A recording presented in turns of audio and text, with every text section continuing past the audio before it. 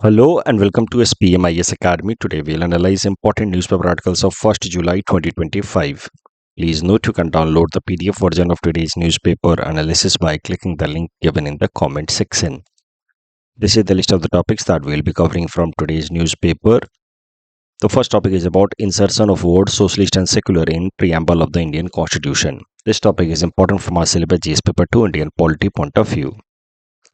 सबसे पहले current context देखते हैं तो हमारे vice president of India Jagdeep Dhankhar साहब ने हाल फिलहाल में क्रिटिसाइज किया insertion of these two words socialist and secular in preamble of the constitution. हाल फिलहाल में इमरजेंसी के 50 साल पूरे हुए जो नेशनल इमरजेंसी लगाई गई थी 1975 में, उससे रिलेटेड एक आर्टिकल भी हमने कवर किया था न्यूज़पेपर एनालिसिस में, आई होप आपको याद होगा। तो उसके 50 साल पूरे हुए, उसी कॉन्टेक्स्ट में फिर ये क्रिटिसिज्म आया है वाइस प्रेसिडेंट ऑफ इंडिया की तरफ से कि इमरजेंसी के दौरान जो संविधान में 42nd अमेंडमेंट किया गया इन 1976, उसकी मदद से संविधान में स्वीपिंग चेंजेस किए गए। उसमें से एक जो चेंज था वो था insertion of words socialist and secular in the preamble of the Indian constitution which was not justified. Vice president साहब का कहना है कि सोशलिस्ट और सेक्युलर वर्ड इंसर्ट करने से भारत का जो पॉलिटिकल सिस्टम है उसमें काफ़ी लिमिटेशन आया है, रिस्ट्रिक्शन आया है, इसको इंसर्ट नहीं किया जाना चाहिए था। ऐसे ही आइडिया को सपोर्ट किया है असम के चीफ मिनिस्टर हिमंता बिस्वा शर्मा साहब ने भी। तो काफ़ी जगहों से ये क्रिटिसिज्म आ रहा है कि the word socialist and secular should not have been inserted in the constitution. एक बात आपको और याद रखनी है कि जो 42nd अमेंडमेंट एक्ट लाया गया था 1976 में, उसकी मदद से सोशलिस्ट सेक्युलर वर्ड तो इंसर्ट किए ही गए थे। Apart from that one more word was inserted, that was integrity. Original constitution में आप देखें तो सोशलिस्ट एंड सेक्युलर वर्ड भी नहीं था। साथ ही साथ यहाँ पे अगर आप देखें तो बात की गई है यूनिटी ऑफ द नेशन की ओरिजिनल कॉन्स्टिट्यूशन के प्रीएम्बल में। बाद में इसमें ऐड कर दिया गया unity and integrity of the nation. तो जरा देखते हैं कि आखिर क्यों socialist and secular word insert किए गए संविधान के अंदर during regime of Indira Gandhi ji. अगर सेक्युलर शब्द की बात की जाए तो उसको इंसर्ट किया गया शायद से, ऐसा पॉलिटिकल एक्सपर्ट्स कहते हैं, कांग्रेस पार्टी के जो प्रिंसिपल ओपोनेंट थे उस टाइम के जनसंघ, उसको काउंटर करने के लिए। जनसंघ पार्टी बनाई गई 1950s में और उसका जो आइडियोलॉजी था वो ज़्यादा हिंदुत्व आइडियोलॉजी के अराउंड था। उसका अप्रोच जो है वो हिंदुत्व आइडियोलॉजी के अराउंड था। तो अब जनसंघ पार्टी को काउंटर करने के लिए ये असर्ट करना था प्रधानमंत्री इंदिरा गांधी जी को कि हमारा देश एक सेकुलर देश है, किसी भी पर्टिकुलर रिलीजन को प्रिंसिपल स्टेटस नहीं दे सकता। और इस आइडिया को असर्ट कराने के लिए शायद से संविधान के अंदर सेकुलर वर्ड इंसर्ट कराया गया। जनसंघ पार्टी को थोड़ा जोर करके देखा जाता रहा विथ हिंदुत्व आइडियोलॉजी। उसके स्टार्टिंग के लीडर श्यामा प्रसाद मुखर्जी वगैरह, बाद में थोड़े टाइम बाद ज्वाइन किया उसको अटल बिहारी वाजपेयी जी या लाल कृष्ण आडवाणी जी। तो ये सब लोगों की आइडियोलॉजी को ऐसे देखा जाता था कि they are against overall secular fabric of the country. वो बात अलग है कि ये जो लीडर्स हैं इनका खुद का अप्रोच इस तरीके का है कि वो अपने आइडियोलॉजी को कभी भी सेकुलरिज्म से इनकंसिस्टेंट नहीं देखते। सो हिंदुइज्म दे प्रोजेक्ट कि is not a religion per se, it is a way of life to the people of the land, जहाँ पे आज हमारा देश भारत बसा है। तो ये एक अलग डिस्कशन है कि हिंदुत्व आइडियोलॉजी को मानने वाले जो लोग हैं वो कहते हैं कि they are not diverging away from secular principles. लेकिन एक जनरल अंडरस्टैंडिंग तो यही है कि हिंदुत्व आइडियोलॉजी को मान रहे हैं तो you are diverging from secular principles. तो इंदिरा गांधी जी ने जनसंघ को काउंटर करने के लिए, ऐसा पॉलिटिकल एक्सपर्ट्स का मानना है, ये वर्ड इंसर्ट कराया सेकुलरिज्म। अगर सोशलिज्म की बात की जाए तो इंदिरा गांधी जी के रिजीम के दौरान जो एग्जीक्यूटिव्स हैं और जुडिशरी के बीच में लगातार टसल चल रहा था। एग्जीक्यूटिव्स का मेजॉरिटी होता on the floor of house, specially in Lok Sabha, तभी तो एग्जीक्यूटिव में होते हैं। तो एक तरीके से आप कह सकते हैं कि इंदिरा गांधी के रेजीम के दौरान जुडिशियरी और लेजिस्लेचर के बीच में भी लगातार टसल चल रहा था। जुडिशियरी ज़्यादा एम्फेसाइज कर रही थी on individual rights guaranteed under part 3 that is fundamental rights of the constitution, जबकि पार्लियामेंट चाहती थी कि ऐसे ऐसे कानून बनाए जाए जिससे डीपीएसपी पार्ट 4 को ज़्यादा इंपॉर्टेंस दिया जाए, socio economic rights, collective socio economic rights of the marginalised community को ज़्यादा फोकस दिया जाए। तो ये तो आपने जब पॉलिटिकल हिस्ट्री ऑफ इंडिया पढ़ी होगी पोस्ट इंडिपेंडेंस, तो उसमें आपको कई दफ़ा देखने को मिला होगा कि जुडिशरी के सामने चैलेंज रहता था मेनली कि पार्ट 3 के अंतर्गत जो फंडामेंटल राइट्स दिए गए हैं इंडिविजुअल्स को वो प्रोटेक्ट करें, जबकि सरकारें जो हैं वो चाहती रहीं कि कानून ऐसे बनाए जाए और ऐसे उनको इम्प्लीमेंट किया जाए ताकि देश के अंदर इनइक्वालिटी कम हो। अब जुडिशरी के सामने ये लिमिटेशन इसलिए था क्योंकि कॉन्स्टिट्यूशन मेकर्स ने पार्ट 3 को इनफोर्सिएबल बनाया गया था in the court of law, जबकि part 4 DPSP is not enforceable in the court of law. लेकिन जो रूलिंग पार्टी होती है, जिनकी सरकार होती है, उनको गरीबी कम करनी होती है क्योंकि जनता से वोट भी तो पाना है। So naturally the ruling party is more inclined generally in the favor of part 4, implementation of part 4, या giving more importance to part 4, that is DPSP of the constitution। उसमें भी उसके सोशलिस्ट प्रिंसिपल्स को ज़्यादा इंपॉर्टेंस देने के तरफ ज़्यादा कमिटेड रहती है रूलिंग पार्टी, और पार्लियामेंट में ऐसे ही कानून वो लाना चाहती है, जबकि judiciary is bound to give primacy to part 3 because part 3 is enforceable or justiciable in court of law while part 4 is not। तो इस कारण से लगातार टसल हो रहा था 60s में 70s में between the legislature on one side and judiciary on the other side. Legislature कानून बनाते थे, जुडिशियरी उसको स्ट्रक डाउन कर देते थे कि this law is violating one और द अदर फंडामेंटल राइट। जैसे राइट टू प्रॉपर्टी को लेकर के कई सारी बातें हुई, फिर 25th अमेंडमेंट किया गया, 26th अमेंडमेंट किया गया in order to circumvent around the protection given in the constitution with respect to fundamental right. तो ये एक टसल चल रहा था। तो अब इंदिरा गांधी जी की सरकार को लगा कि अगर हम प्रियम्बल के अंदर सोशलिस्ट वर्ड इंसर्ट कर देते हैं तो कहीं ना कहीं एक अथॉरिटी मिलेगी सरकार को to give more importance to DPSP and implement socialist principle policies in the country. Indira Gandhi की सरकार ने कई सारे सोशलिस्ट अप्रोच अडॉप्ट किए थे, जैसे nationalisation of banks in 1969, private banks को नेशनलाइज किया। उसके अलावा प्रीवी पर्स का एबोलिशन 1971 में। इनफैक्ट 1971 के इलेक्शन के दौरान इंदिरा गांधी जी ने वो स्लोगन भी दिया था, गरीबी हटाओ, रिमूवल ऑफ पॉवर्टी स्लोगन। तो उनके प्रिंसिपल सोशलिस्ट थे। तो आई जस्ट होप कि आपको समझ आ रहा है the political thinking behind insertion of secularism. उसके पीछे कारण था to counter Jansangh and socialism. उसके पीछे कारण था to give more primacy to DPSP over fundamental rights in the constitution.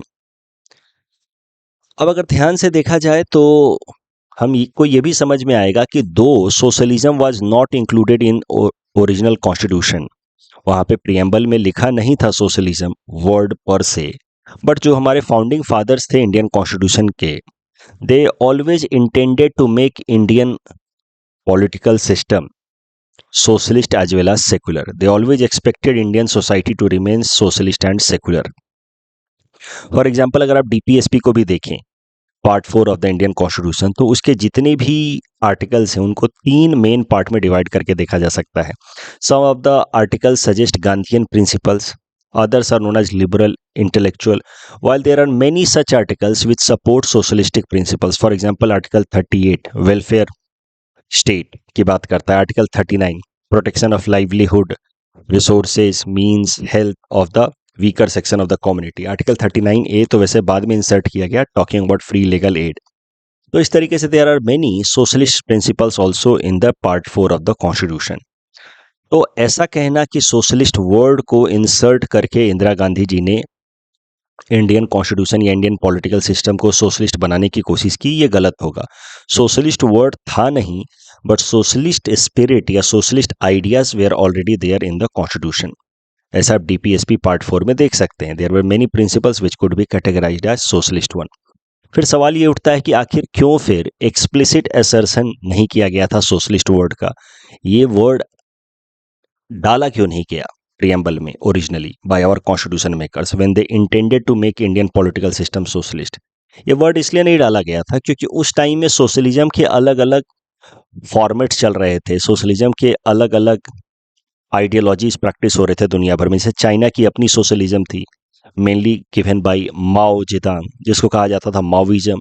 USSR की अपनी सोशलिज्म थी, जिसको आप लेनिनिज्म कह सकते हैं, मार्क्सिज्म कह सकते हैं, और भारत किसी भी एक पर्टिकुलर फॉर्मेट ऑफ सोशलिज्म को अपने देश में इम्प्लीमेंट नहीं करना चाहता था.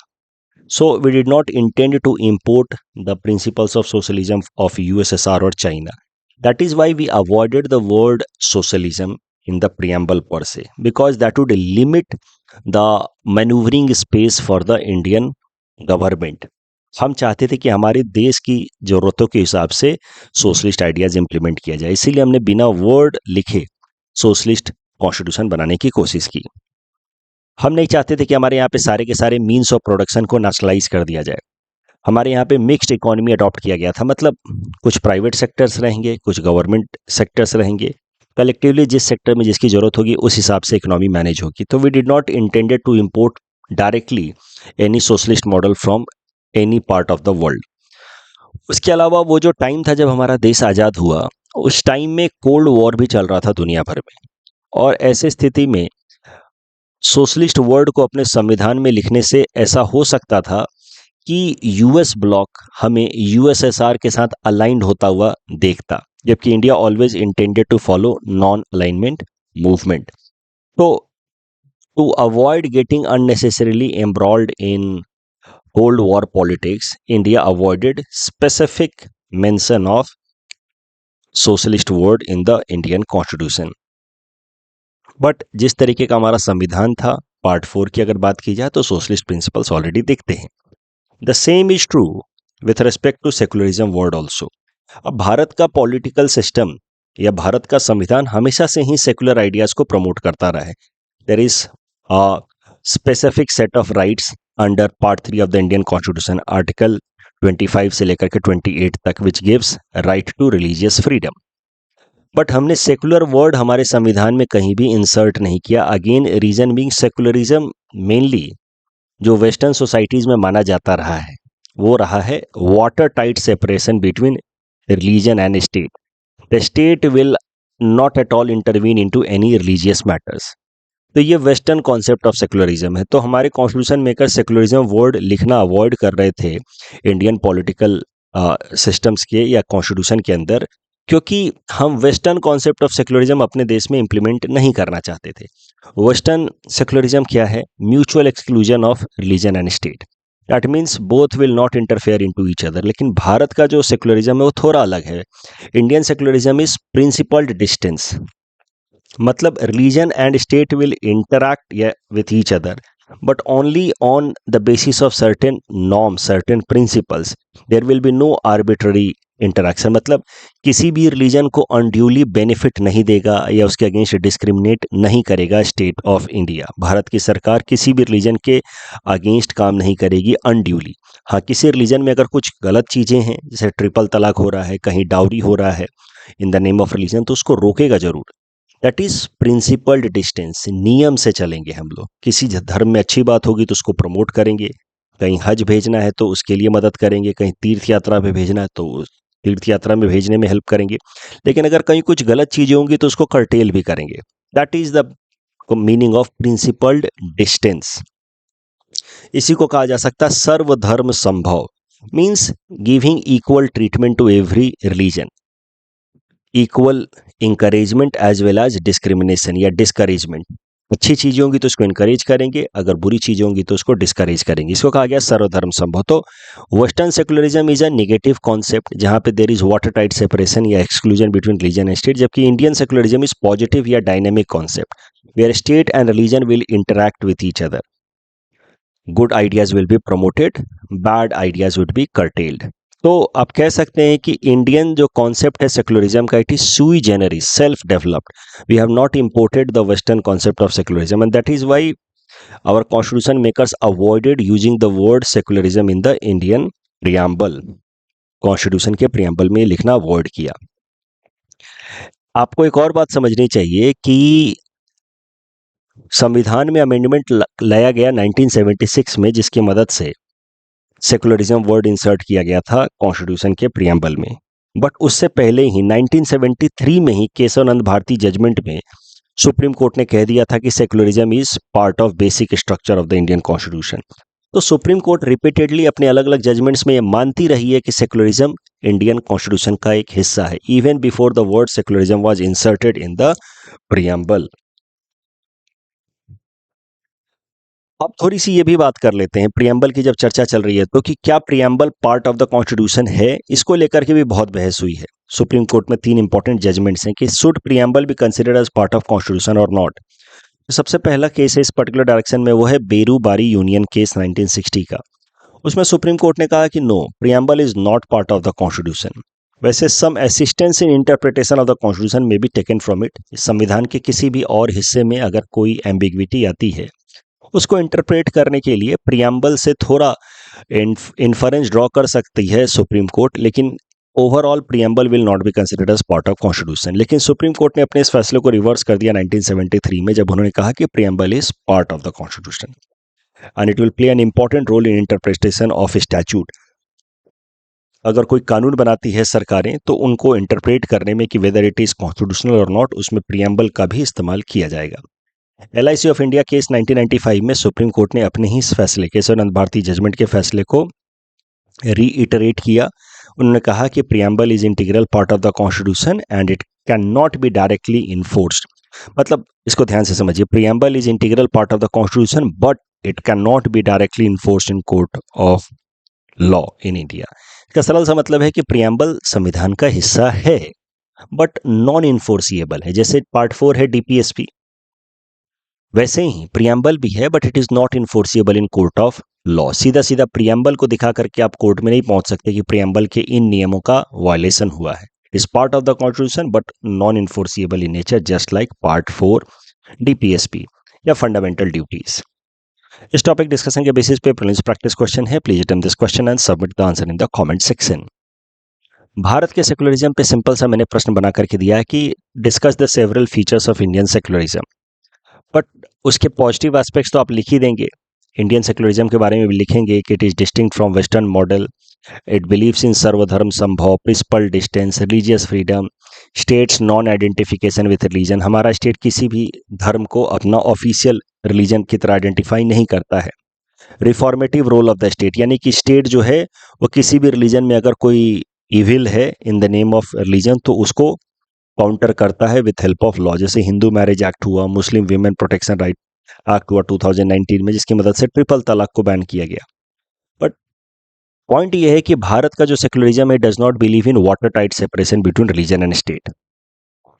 लेकिन इसकी एक समस्या भी आती है। इसके कई सारे फायदे तो हैं, डायनेमिक कॉन्सेप्ट है, बट इसकी समस्या भी आती है।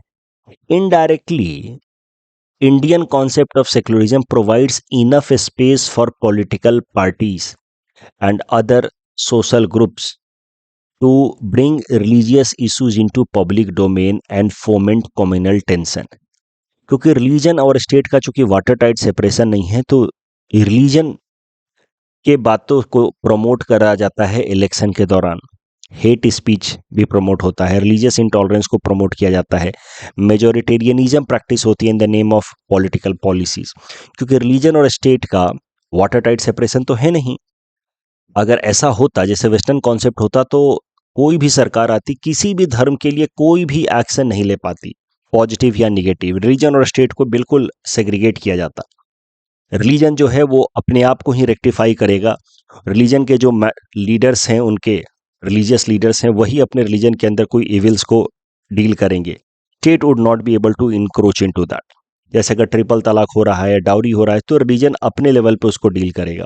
The state would not if we had imported western concept of secularism। लेकिन भारत का जो कॉन्सेप्ट है उसमें स्कोप मिल जाता है स्टेट को या अलग अलग पॉलिटिकल पार्टीज को कि in the name of secularism itself या despite practising secularism itself bring communal issues to the public domain and foment communal tension and have fulfillment of their vested political interest। तो ये scope बन जाता है political parties के लिए। ये एक प्रॉब्लम है arising from the dynamic concept of secularism in the Indian context. एक सवाल यूपीएससी ने पूछा था, बड़ा अच्छा सवाल था, जीएस पेपर 1 इंडियन सोसाइटी में, कि what France can learn from Indian constitution specially with respect to approach of secularism. देखिए, जो वेस्टर्न कॉन्सेप्ट है सेक्युलरिज्म का, उसमें कैसा है कि चाहे आप किसी भी धर्म के हो, चाहे आप मुसलमान हो, चाहे आप हिंदू हो, चाहे क्रिश्चियन हो, स्टेट आपको आपके रिलीजन से नहीं पहचानेगा। स्टेट आपके स्पेशल रिलीजियस आइडेंटिटी या इंटरेस्ट को रिकॉग्नाइज नहीं करेगा। स्टेट के लिए बस आप एक सिटीजन हैं, and state will make some uniform laws which everyone has to follow.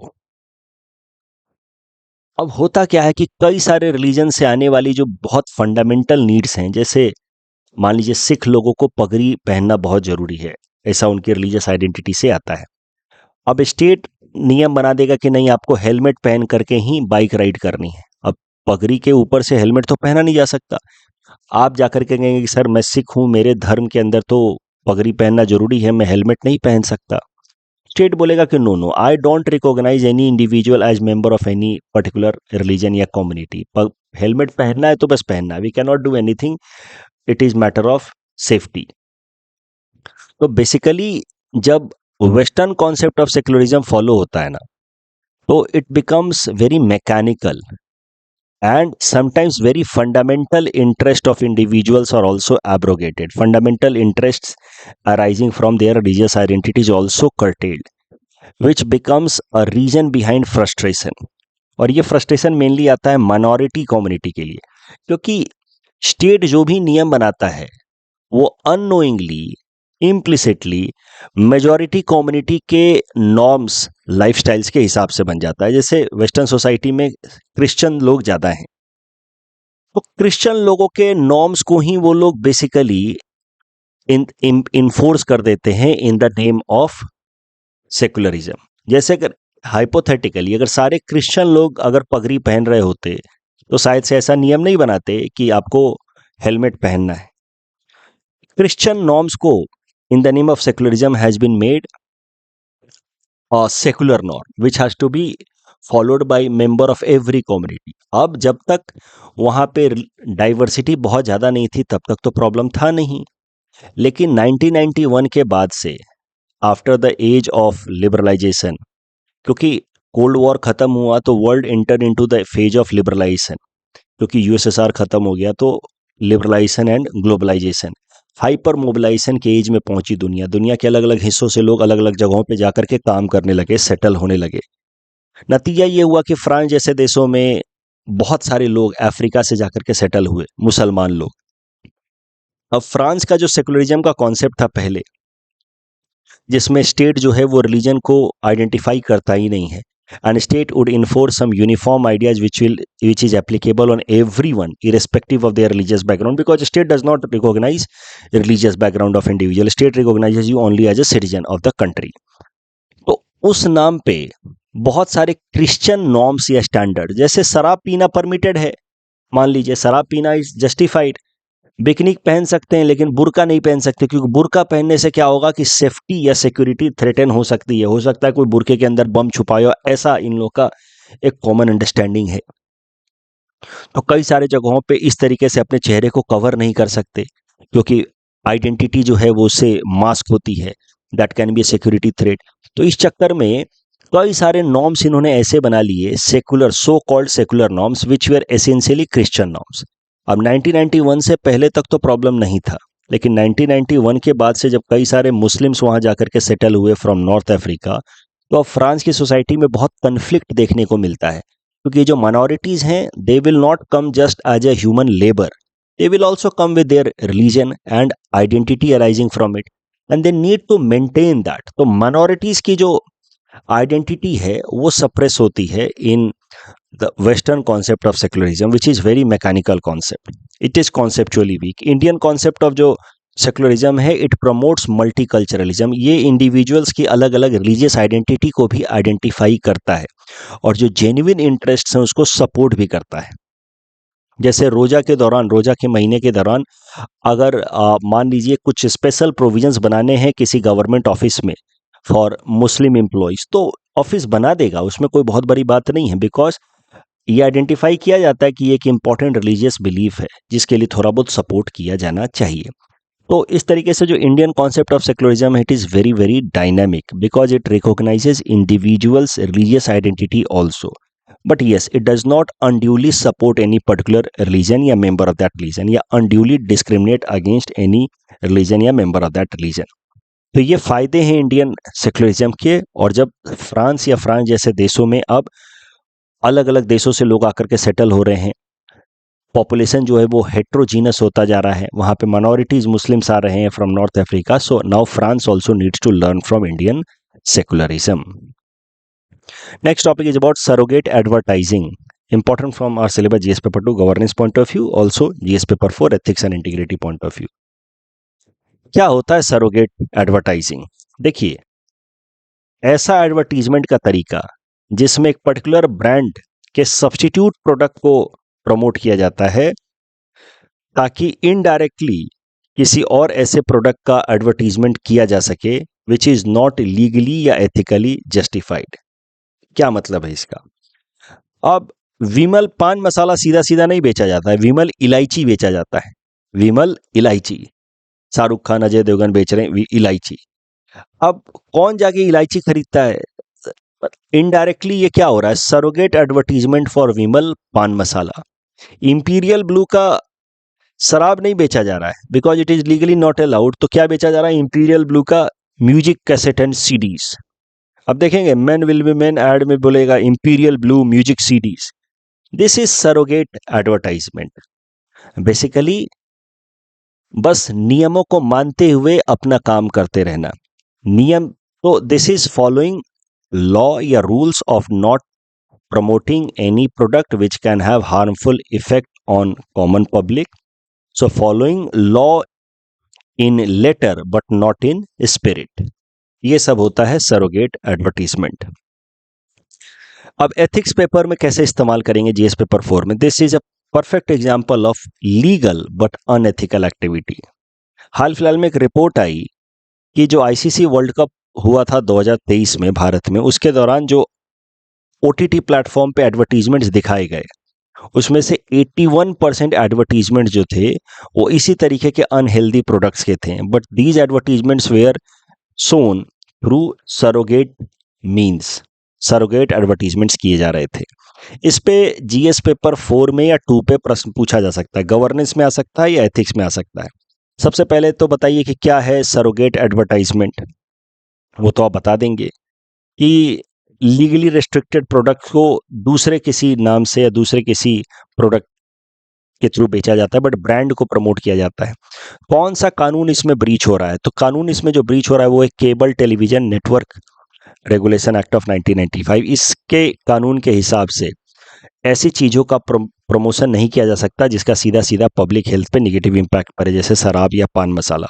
तो इस कानून को इन लेटर फॉलो किया जा रहा है बट स्पिरिट में फॉलो नहीं किया जा रहा है। और यही ज़रूरत है, अभी क्या ज़रूरत है कि इस कानून को ठीक से इम्प्लीमेंट किया जाए, प्लस आईटी रूल्स को स्ट्रेंथन किया जाए।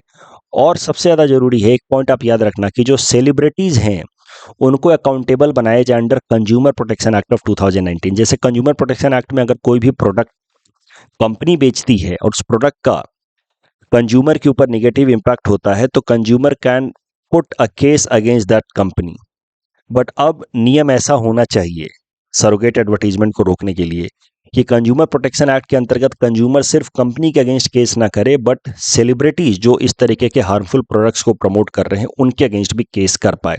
इस तरीके का प्रोविजन लाने की जरूरत है। Celebrities should also be made accountable for promoting harmful products under consumer protection act. ये सब कुछ इंपॉर्टेंट बातें याद रखिएगा। Next topic is about North East as front runner of growth, important from our syllabus GS paper 5 Assam issues point of view. तो कुछ दिनों पहले राइजिंग नॉर्थ ईस्ट समिट 2025 कराई थी ministry of development of north east region. North east region के development के लिए अलग से मिनिस्ट्री बनाई गई है, डोनर मिनिस्ट्री, और उसने ये नॉर्थ ईस्ट राइजिंग समिट कराई थी 2025 के लिए। उस समिट को इनॉग्रेट करते हुए हमारे प्रधानमंत्री नरेंद्र मोदी जी ने कहा कि North Eastern states are Ashtalakshmi of India, 8 forms of goddess Lakshmi of India and they are front runner of growth. प्रधानमंत्री जी ने कहा, ये सीधा सीधा आप किसी जीएस पेपर 5 के आंसर में कंक्लूजन में लिख सकते हैं कि पीएम मोदी ने कहा कि there was a time when the North East was only called a frontier region, today it is becoming front runner of growth. और फिर कई सारे इंपॉर्टेंट डेटाज भी मैंने आपको दिए हैं नॉर्थ ईस्ट रीजन से रिलेटेड कि हाउ और on what ground we can call it front runner of growth. कुछ डेटा याद कर लीजिए, मेंस में तो यही फायदा है कि मोटे मोटे प्रश्न होते हैं, तो अगर आपके पास कुछ एक डेटा है तो आप उससे अपने आंसर को सब्सटैंशिएट कर सकते हैं। सो नॉर्थ ईस्ट रीजन के कुछ एरियाज पे फोकस करते हैं जहां पे north east is actually front runner. तो उसमें आएगा टेक्सटाइल या हैंडलूम्स का नाम। देश के 53% handlooms and more than 50% of weavers belongs to North Eastern states. IT and electronics park में 27,000 करोड़ का Morigaon facility is coming up, semiconductor facility is coming up. Infrastructure and logistics में धोला सदिया या बोगीबिल ब्रिज के बारे में लिख सकते हैं, Jogighopa multi modal logistic parks के बारे में लिख सकते हैं। Tourism, north east region has two important UNESCO sites, Kaziranga and Manas. ये सब पॉइंट्स याद कर लेने हैं, सीधा सीधा अगर जरूरत पड़ गई नॉर्थ ईस्ट रीजन के पोटेंशियल पे प्रश्न आए तो लिख देना है। फर्दर अगर पोटेंशियल देखा जाए नॉर्थ ईस्ट रीजन का तो जियो स्ट्रैटेजिक लोकेशन है। North east region is gateway of India to South East Asian countries. तो इसी कारण से एक्ट ईस्ट पॉलिसी के इंप्लीमेंटेशन में नॉर्थ ईस्ट रीजन का बड़ा प्रोमिनेंट रोल है। कन्वेंशनल एनर्जी में North east region is very rich, for example coal, uranium oil, natural gas, hydro power. Renewable energy में भी North east region is very very rich. Hydro power will basically come in renewable energy, तो ये यहाँ से मैं इसको हटा दूंगा। Hydro power comes in renewable energy. तो लगभग 60 गीगावाट ऑफ हाइड्रो पावर का पोटेंशियल है नॉर्थ ईस्टर्न रीजन में, which is 40% of India's total potential. I am telling you this data has to be mugged up for mains. ठीक है, बहुत कम data मैंने दिया है। North east region has a lot of greenery also which can become basis for ecotourism as well as agro based industry, जैसे कि bamboo industries, agarwood industries and all. But North east region की अपनी कुछ समस्याएं भी हैं। Poor connectivity with mainland India, connectivity is through this tortuous land parcel, जिसको हम लोग कहते हैं सिलीगुड़ी कॉरिडोर या फिर चिकन नेक। उसके अलावा इंसर्जेंसी का प्रॉब्लम है, कई सारे एक्टिव इंसर्जेंट ग्रुप हैं अभी भी नॉर्थ ईस्ट में, जैसे NSCN खापलांग या अल्फा। मणिपुर में बार बार कुछ कुछ दिनों पे वायलेंस के स्पेट्स देखे जाते हैं। Narco terrorism because of proximity with golden triangle, मैंने कुछ दिनों पहले 2-3 दिनों पहले बताया है, golden triangle Myanmar, Laos, Thailand से बहुत सारा ओपियम ग्रो होता है, जिसका इम्पैक्ट सीधा सीधा नॉर्थ ईस्टर्न रीजन में देखने को मिलता है नार्कोटिक्स स्मगलिंग के फॉर्म में। Some of the important developments for और initiatives taken for development of north east region. तो एक स्कीम लेकर के आई है भारत सरकार, north east special infrastructure development scheme. इसके अंतर्गत फंड दिया जा रहा है for developing infrastructure of north east region. PM DevINE scheme specifically for development of north east region. Regional connectivity project जैसे कि कालादान मल्टी मॉडल प्रोजेक्ट या IMT, India Myanmar Thailand trilateral highway. Unnati scheme North Eastern states के industrial sector को promote करने के लिए। And negotiation with insurgent groups are also going on so that these insurgent groups should also join peace process. Divine scheme के बारे में एक छोटा सा प्रीलिम्स प्रैक्टिस क्वेश्चन है, please attempt this question, submit the answer in the comment section. Mains में अगर आपसे प्रश्न पूछे नॉर्थ ईस्टर्न रीजन पे तो ये डेटा, ये स्टेटमेंट याद रखिएगा, कुछ ना कुछ तो प्रश्न आएगा ही आएगा। सीधा सीधा इन डेटा का इस्तेमाल कर लेना, ये इनिशिएटिव्स, ये चैलेंजेस, तो इस तरीके से कोई भी 10 मार्कर का आंसर तो आराम से आप फ्रेम कर लोगे। Next topic is about integrated biodiversity Assessment tool alliance. Prelims perspective से इंपॉर्टेंट है integrated biodiversity Assessment tool alliance. ये जरूरी इसलिए है क्योंकि इसको दुनिया के 4 इंपॉर्टेंट इन्वायरमेंटल कंजर्वेशन फील्ड के ऑर्गेनाइजेशंस ने मिल करके बनाया है इस प्लेटफॉर्म को। तो international Biodiversity Assessment tool alliance, इसको बनाया गया था 2008 में। 4 organisations, world life international, conservation international, IUCN and United nation environment programme का वर्ल्ड कंजर्वेशन मॉनिटरिंग सेंटर ने मिल करके बनाया है इस ऑर्गेनाइजेशन को। ये organisation data and information collect करता रहता है विथ रिस्पेक्ट टू कंजर्वेशन, जिस डेटा का इस्तेमाल करते हैं देश की सरकारें या international agencies for making appropriate conservation policies. IBAT का, इंटरनेशनल बायोडाइवर्सिटी असेसमेंट टूल का हेडक्वार्टर है इन कैम्ब्रिज, UK। हाल फिलहाल में न्यूज में इसलिए था क्योंकि IBAT ने overall investment for collecting biodiversity data पहुंचा दिया है to the level of $2.5 million. This information is not important, but IBAT को इन 4 ऑर्गेनाइजेशंस ने मिल करके बनाया है, वो याद रखना है आपको प्रीलिम्स पर्सपेक्टिव से। अगले साल प्रीलिम्स से पहले मैं फिर आपको रिवाइज कराऊंगा ही। इस टॉपिक के बेसिस पे प्रीलिम्स प्रैक्टिस क्वेश्चन है। Please attempt this question and submit the answer in the comment section. Interlinking of river से संबंधित प्रश्न था, जिसमें पूछा गया which of the statement is incorrect. तीनों के तीनों स्टेटमेंट करेक्ट हैं, so option would be D, none. यहाँ पे तीसरा स्टेटमेंट गलत है, इसको इम्प्लीमेंट किया है नेशनल क्राइम रिकॉर्ड ब्यूरो ने, एनसीआरबी ने, सीसीटीएनएस को। तो ये तीसरा स्टेटमेंट गलत होते ही एलिमिनेशन टेक्निक से हमें जवाब मिल जाता है 1 to 4। जीआई में ये दूसरा स्टेटमेंट गलत है, क्योंकि बोडो कोरिएंडर जो है उसको भी जीआई टैग मिला हुआ है। So second statement is wrong. That's all from our side for today. Thanks for watching.